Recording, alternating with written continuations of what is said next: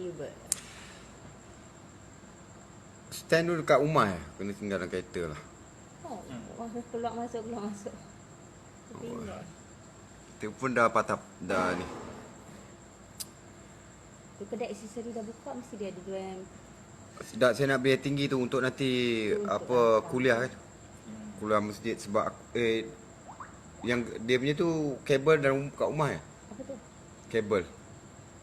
Beg yang saya beli dekat Karachi tu, beli kat Pakistan tu. Ada kat rumah ke ada kat sini? Yang mana ni? Beg kulit. Beg kulit untuk Saya kan ada satu beg galas, beg kulit. tak bawa mai kat sini, kat rumah. Beg kat ni kat kedai. Yang hitam tu kat kedai. Yang coklat. yang Beg kulit tu. besar. Yang saya beli kat Beg galas tu. yang saya pergi Pakistan tu, yang saya balik daripada kat atas. Pakistan tu. Putih. Ada apa dalam tu? Dah ada kabel yang mic tu lah, mic untuk yang untuk panjang kuliah tu. untuk kuliah. Jadi senang kalau saya nak rakam untuk kuliah. Jadi ada kabel yang panjang lah, dia panjang 30 kaki. Jadi kalau kita letak kamera dekat dengan ustaz pun kita letak Kita main kamera stand. kita kena kamera stand je lah, kita zoom je sebab mic tu tetap sampai. Aku beli mic tu lah. InsyaAllah harap-harap nanti aku ambil area-area kan, siapa-siapa punya kuliah pergi. Panggil jemput Ustaz je apa? Ustaz Sri datang, Ustaz Jutra akan datang sini. Duduk sini apa? Yalah. Bayang situ lah. Pulau ni atas ke apa? Boleh ke? Betul. Assalamualaikum warahmatullahi wabarakatuh. Bismillahirrahmanirrahim. Nahmaduhu nasholli ala rasulil karim, amma ba'. Apa khabar semua? Alhamdulillah. Masya Allah, alhamdulillah. Okey, tinggal lagi berapa hari nak habis puasa 6 ni? Kalau yang start pada 2 Syawal lah.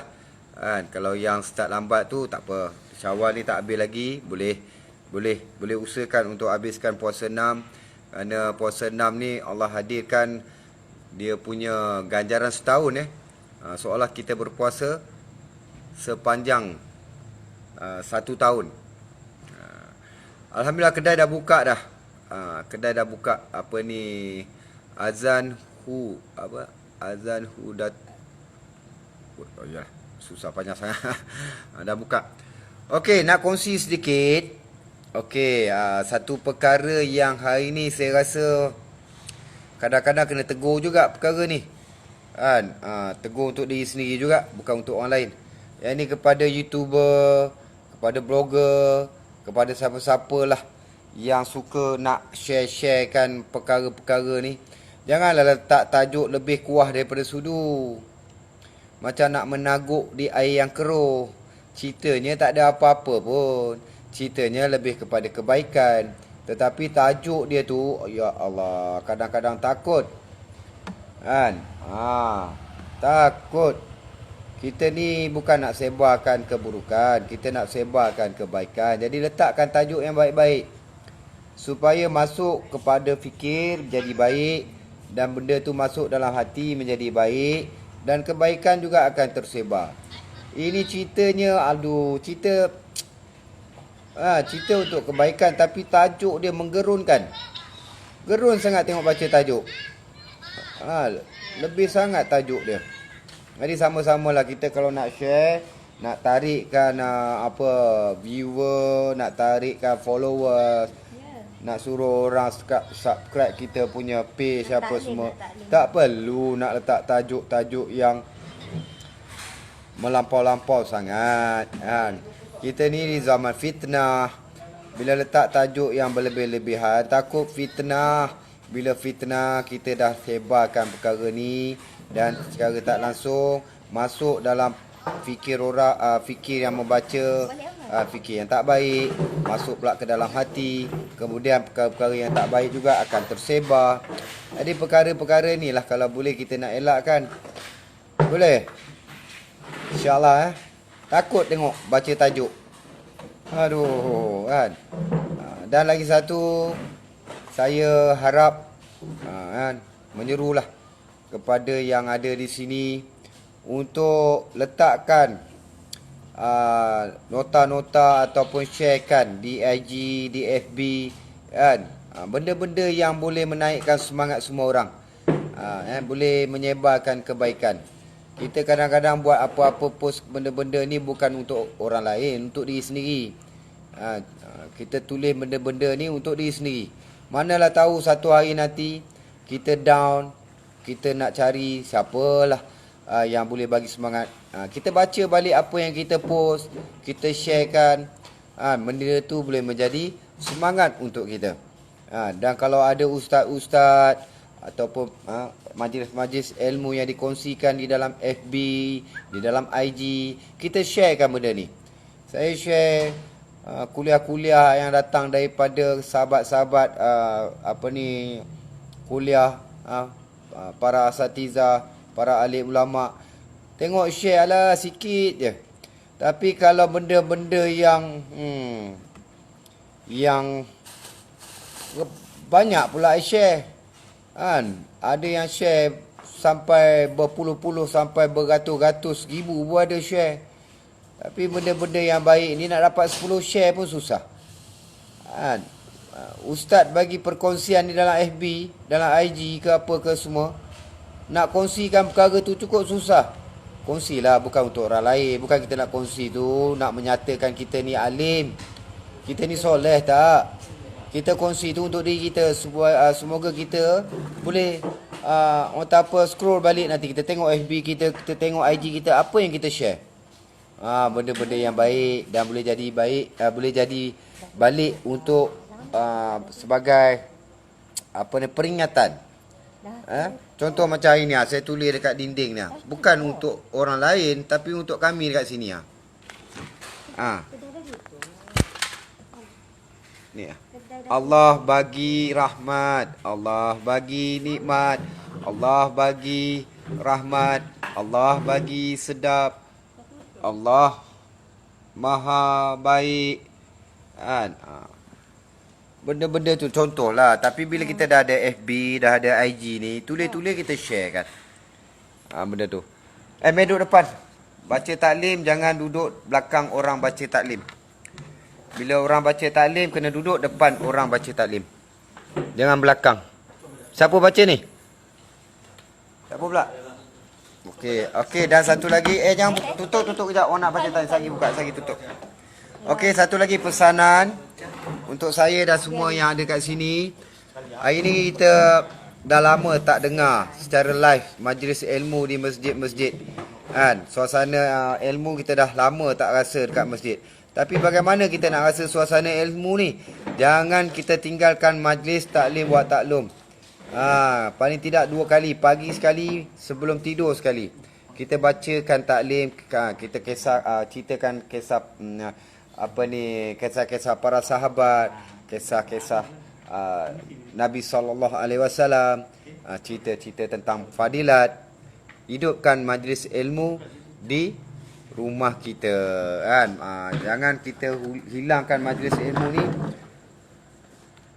Dah lah, dekat masjid ada, dekat rumah pun tak mau hidupkan. Jadi sama-sama Jadi insyaAllah. Okey, kita dengar taklim. Ini kita nak baca fadilat zikir. Ni Jojo One Nation MC Gegar Vaganza. Okey, kita baca fadilat zikir insyaAllah. Kuat sikit Jo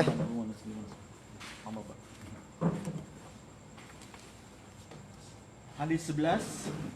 Hadis-hadis mengenai zikir. Fadilat zikir, hadis 11. Sayyidina Muaz bin Jabal radhiyallahu meriwayatkan bahawa Rasulullah SAW bersabda, sallallahu alaihi wasallam, tidak ada sesuatu amalan yang dikerjakan oleh seseorang yang lebih menyelamatkan dirinya dari azab kubur daripada zikrullah. Hadis riwayat Ahmad. Sekali lagi, Sayyidina Muaz bin Jabal radhiyallahu meriwayatkan bahawa Rasulullah SAW bersabda, tidak ada sesuatu amalan yang dikerjakan oleh seseorang yang lebih menyelamatkan dirinya dari azab kubur daripada zikrullah. Hadis riwayat Ahmad. Keterangan, azab kubur adalah sesuatu yang sangat dahsyat. Kedahsyatannya hanya diketahui oleh orang-orang yang mengetahui tentang hadis-hadis yang mengandungi keterangan-keterangan mengenai azab kubur itu. Setiap kali Sayyidina Utsman radhiyallahu menziarahi perkuburan, maka beliau menangis begitu sekali sehingga membasahi janggutnya yang mulia. Ada orang bertanya kepada beliau, "Tuan tidak menangis tak kala mendengar perkabaran-perkabaran tentang syurga dan neraka seperti mana Tuan menangis ketika berada di perkuburan?" Beliau berkata, "Kubur adalah persinggahan pertama antara persinggahan akhirat. Sesiapa yang selamat di persinggahan ini, maka persinggahan yang seterusnya akan dipermudahkan baginya. Sebaliknya, sesiapa yang tidak selamat di sini, maka kesulitannya akan terus bertambah di persinggahan yang berikutnya." Kemudian, beliau menceritakan sabdaan Rasulullah SAW berikut. "Tidak pernah aku menyaksikan sesuatu keadaan yang lebih mengurunkan daripada kejadian-kejadian yang berlaku di dalam kubur." Sayyidatina Aisyah dan memberitahu bahawa Rasulullah SAW memohon perlindungan daripada azab kubur setiap kali selepas solat. Sayyidina Zaid meriwayatkan bahawa Rasulullah SAW bersabda, "Jika tidak kerana aku khawatir kamu tidak akan mengumumikan mayat-mayat lantaran gentar dan takut, nescaya aku akan berdoa kepada Allah Subhanahu Wa Taala supaya azab kubur diperdengarkan kepada kamu juga." Setiap yang bernyawa mendengar suara azab kubur melainkan manusia dan jin. Dalam sebuah hadis diriwayatkan bahawa sewaktu baginda SAW dalam sesuatu perjalanan, tiba-tiba unta baginda bersentak. Seseorang bertanya, "Apakah yang terjadi kepada unta baginda?" Rasulullah SAW bersabda, "Ada orang sedang diseksa di dalam kuburnya. Suara azab kubur itulah yang menyebabkan unta itu tersentak." Suatu ketika Rasulullah SAW tiba di masjid dan melihat beberapa orang sedang bergelak ketawa. Baginda SAW bersabda, "Jika kamu sentiasa mengingati maut, maka sudah tentu tidak berlaku sebegini.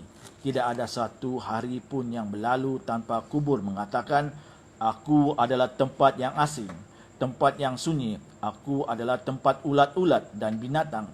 Apabila seorang mukmin yang sempurna imannya dikebumikan, maka kubur menyambutnya dengan berkata, 'Selamat datang, kedatangan kamu dialu-alukan dalam kalangan manusia yang tinggal di atasku, yakni di atas bumi. Engkaulah yang paling aku kasihi. Kini engkau telah diserahkan kepadaku, engkau akan melihat layanan baik daripadaku.' Kemudian kubur itu meluas sejauh mata memandang. Pintu surga akan dibuka dan bayu serta keharuman surga di lain-lain akan sentiasa menuju masuk ke kubur itu. Allah. Apabila seorang kafir atau seorang fasik, yakni pendosa, dikebumikan, maka kubur akan berkata, 'Alangkah celakanya engkau, kedatangan kamu tidak disukai.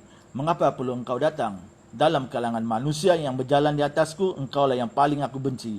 Kini engkau telah diserahkan kepadaku, maka engkau akan lihat layanan yang akan aku lakukan terhadapmu.' Lantas kubur akan menghimpitnya sehingga tulang-tulang rusuknya berceraga seperti keadaan jari-jari apabila kedua-dua tangan digenggam antara satu sama lain. Selepas itu, 90 atau 99 ekor ular yang besar dilepaskan atasnya. Ular-ular itu akan mematuk dan menyeksanya sehingga ke hari kiamat. Rasulullah SAW bersabda, "Jika seekor sahaja pun daripada ular-ular itu menghamburkan bisa ke bumi, maka sehelai rambut pun tidak akan tumbuh hingga hari kiamat." Selanjutnya baginda SAW bersabda, "Kubur merupakan satu taman syurga atau satu lembah neraka." Dalam sebuah hadis Rasulullah SAW melalui dua kubur. Lalu baginda SAW bersabda, "Kedua-dua ahli kubur ini sedang diseksa. Seorang diseksa kerana mengumpat dan seorang lagi diseksa kerana dia tidak menjaga kebersihan dengan baik ketika dia membuang air kecil. Dia tidak menghindar badannya daripada terkena percikan najis." Dewasa ini sebahagian besar daripada mereka yang dianggap bertemadu menganggap istinjak, membersih kemaluan setelah membuang air kecil atau besar, satu perkara yang aib dan mereka mempermain-mainkan istinjak. Para ulama mengatakan bahawa tidak menjaga kesucian ketika membuang air kecil adalah termasuk dosa besar. Imam Ibnu Hajar Makki rahmatullahi menulis bahawa menurut hadis yang sahih, kebanyakan siksa kubur dikenakan kerana tidak menjaga kesucian ketika membuang air kecil.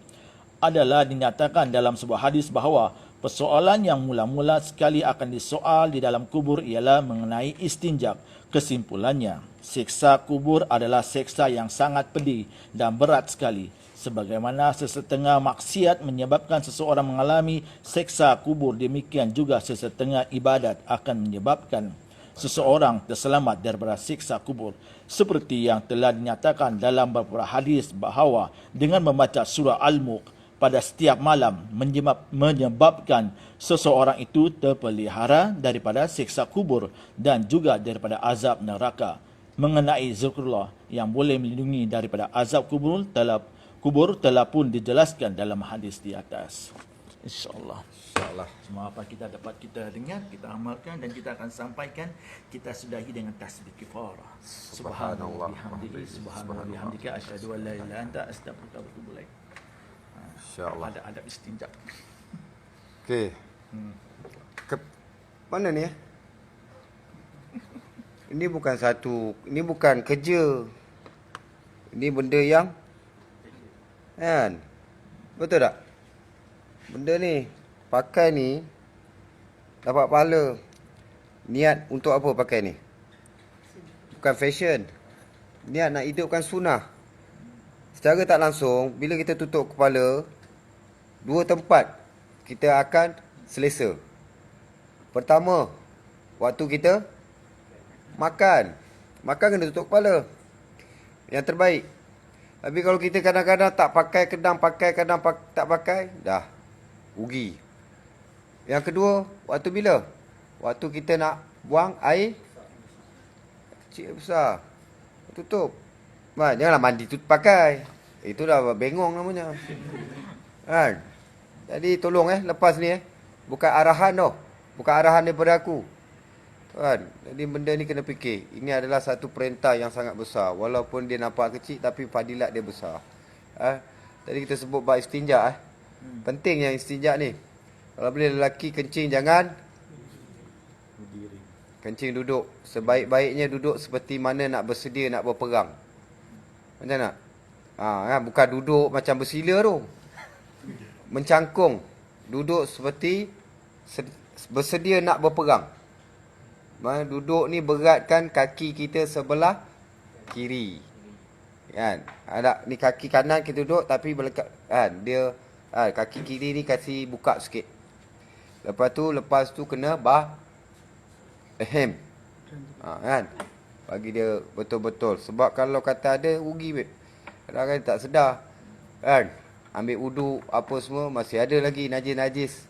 Kan? Kena cuci betul-betul. Sebab itulah kalau mandi mayat ni dia kena cuci betul-betul. Kena cuci, kena korek semua. Kan? Kalau kita jaga istinja elok-elok, kan? Insya-Allah Ini benda-benda. Okey, yang ni boleh balik dulu. Besok briefing. Okey, terima kasih semua, tutup lampu. Pastikan pintu-pintu semua. Alright. Okay, Jojo, you want to say something, Jojo? For your fan. Ni Fadilah Ahmad tolong disimpan kat atas kaunter. Okay, say something, Jo. Say something. Sentiasa istiqamah dalam amalan ya. InsyaAllah. Itulah. InsyaAllah. Malu lah. Yo, ya.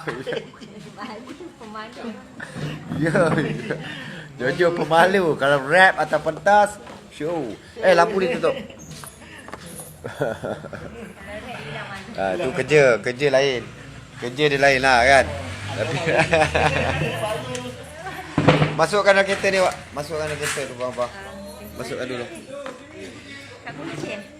Tak kunci rasanya.